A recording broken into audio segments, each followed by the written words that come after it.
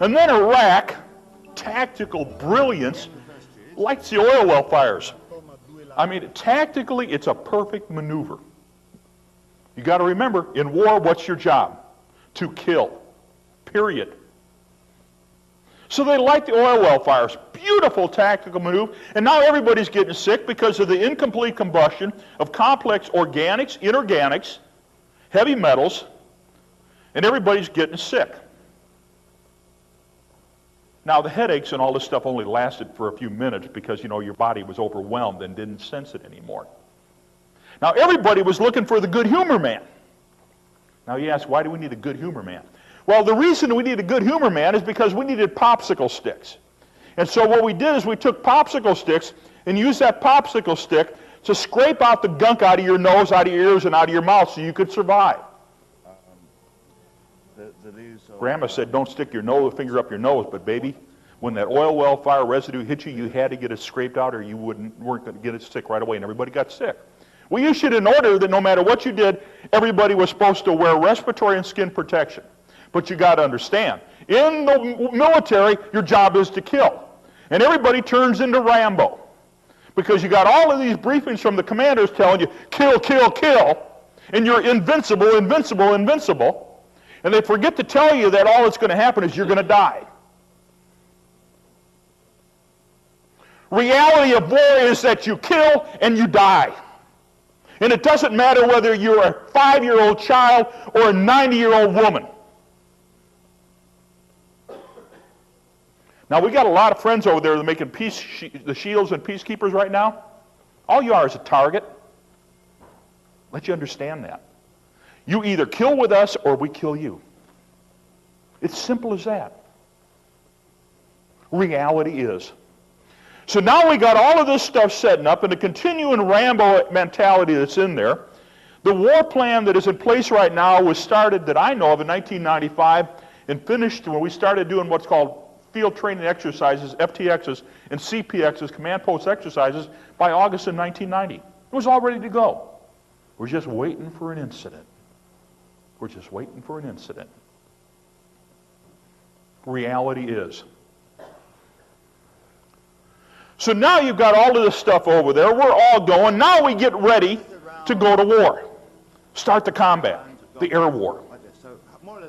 Jeez, we got to get everybody trained and educated. We forgot to make sure everybody had the adequate military training and adequate military education in order to survive in war. And also that they knew how to kill proficiently. Now, I'm an Army doctor. I'm a health physicist. When I went to war, left Fort McCoy, Wisconsin, I had my own pick-em-up truck. I had my sergeant sitting next to me. I had an M16 with 3,000 rounds. I had a 45 with 1,000 rounds. I had my medical bag on my hip. I had gas mask.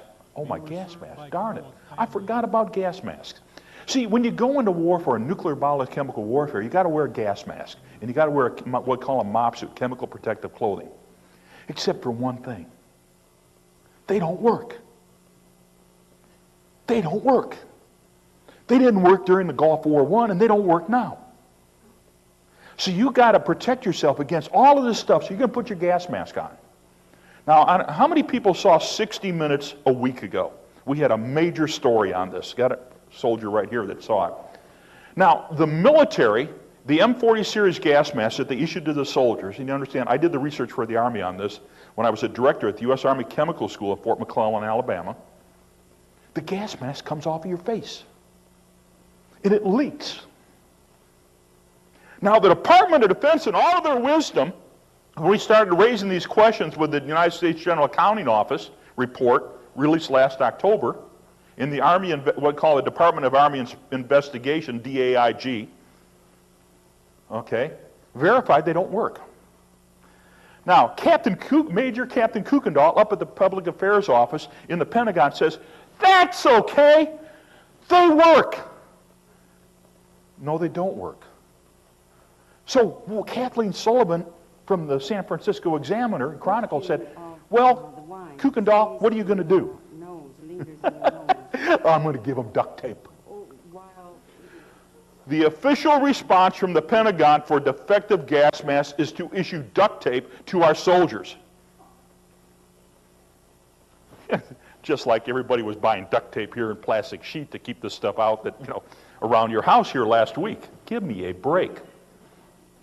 How many of you people want your sons and daughters going to war with defective equipment and they've been issued duct tape?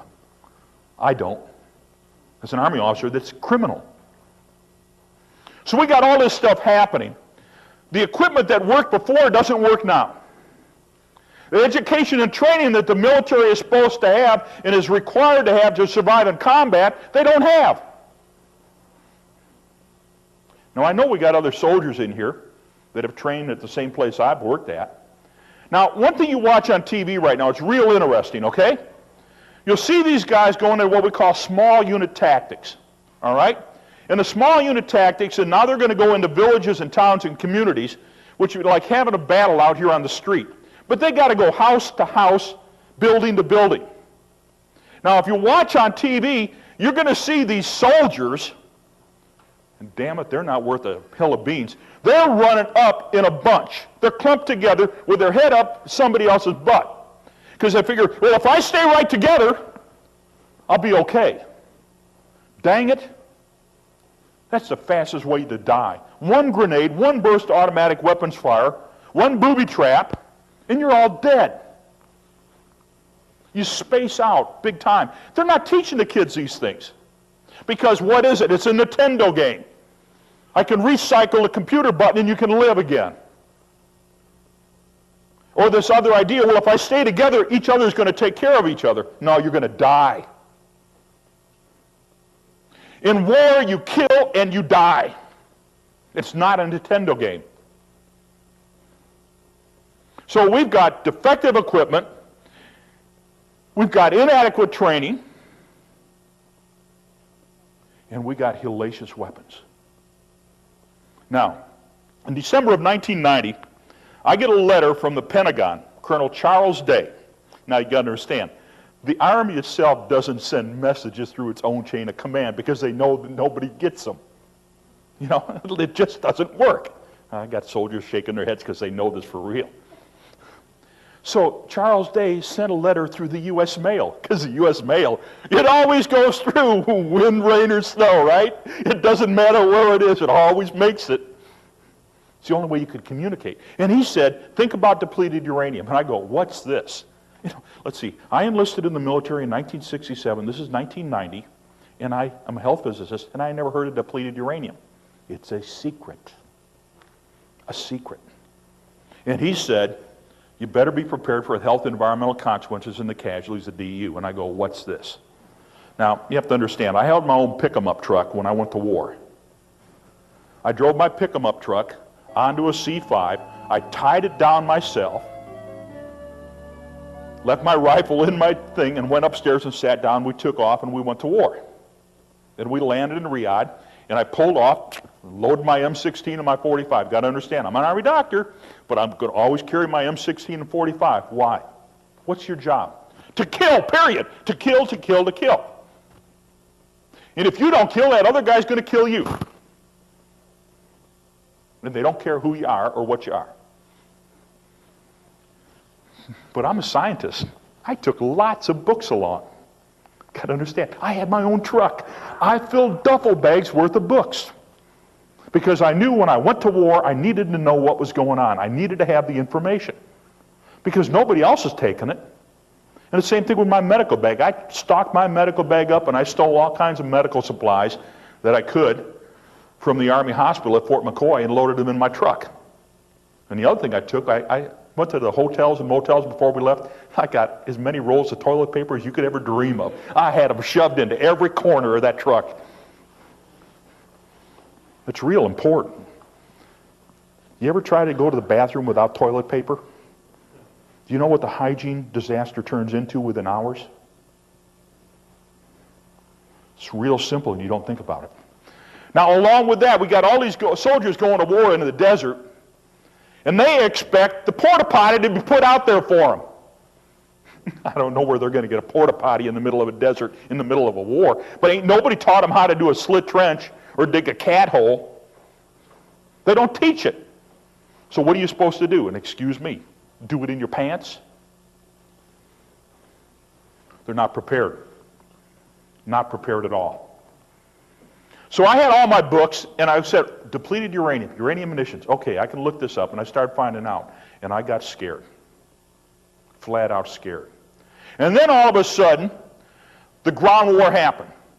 And ladies and gentlemen, the majority of casualties during Gulf War I on the United States side, direct combat casualties, which means both dead and wounded, were due to friendly fire, which means the United States shot up the United States troops. An individual in a Bradley fighting vehicle or an Abrams tank deliberately and willfully got a target in sight and goes, I got a target! My job's to kill! And they killed and shot up the Abrams and Bradley tanks, and they got all the guys inside of it. And then we had an Apache pilot, you know, Colonel. I'm an Apache. Oh, I can fly and I can kill. And he gets a target out there, and he launches a Hellfire missile and takes out a Bradley fighting vehicle and everybody in it. By the way, I just pushed those guys in a hole in the ground. I couldn't get them out of there. We buried them in a hole in the ground at KKMC, King Khalid Military City. They shot everybody up with uranium munitions. And they forgot to tell people how to protect themselves. In fact, as far as I can confirm in just a few minutes ago, as far as 1999, they're not teaching the kids about depleted uranium munitions. Is that correct, Sergeant? Bradley Sergeant right here, U.S. Army, 1999. They're not teaching them yet. And all of a sudden, they realize they screwed up. I got a direct order, and this is unbelievable. I still don't know why it happened. A direct order from Norman G. Schwarzkopf, Central Command, and it's up here if you want to read it, signed by his chief of staff to clean up the depleted uranium mess. Well, I'm going to finish the job. Simple as that. And they don't like it. We got up there, and there's only 3 words to describe it. Oh my God. Oh my God. The casualties, crispy critters, the wounds, the injuries, the destroyed vehicles, the contamination was so extensive that it's almost beyond comprehension. Now you have to understand, depleted uranium munitions, there's nothing depleted about them. They are solid uranium-238. Each individual round fired by an Abrams tank is a giant pencil of uranium-238. It's 3/4 of an inch in diameter and 18 inches long and weighs over 10 pounds. They're not coated or not tipped. You're going to see in the news, you're going to see the Department of Defense try to tell you they're coated, they're tipped. They're not. They're solid uranium-238. Each individual round, 3/4 of an inch in diameter, 18 inches long, and weighs over 10 pounds. Now we have the Warthog aircraft, the A-10, a tank killer. This thing's a killing machine. It's awesome, because in war your job is to kill. To kill, to kill, to kill. I don't care whether you're a medic, a cook, a Bradley, a grunt that runs on the ground. I don't care if you're male or female. I don't care what your job is to kill. Now that Warthog aircraft fires a DU round. Each individual round is 3/4 of a pound of solid uranium-238. And it fires it at 4,000 rounds a minute. That's 1.5 tons of uranium per minute. What's your job in war? To kill. Period. And so they swooped down and they shot everything up. Well, we fired over 350 tons of solid uranium. That's 350 tons of just uranium. Doesn't have anything to do with the shells or the gunpowder. It's strictly solid uranium. And we left it in the desert. Now when this DU round impacts, this sucker is a killing machine. We call it the silver bullet, because that round comes flying through the air. In the minute it leaves the tube of the gun, which is the bore of the gun, the muzzle, whatever you want to call it, that sucker's on fire. And it flies through the air, and no matter what it hits, and ladies and gentlemen,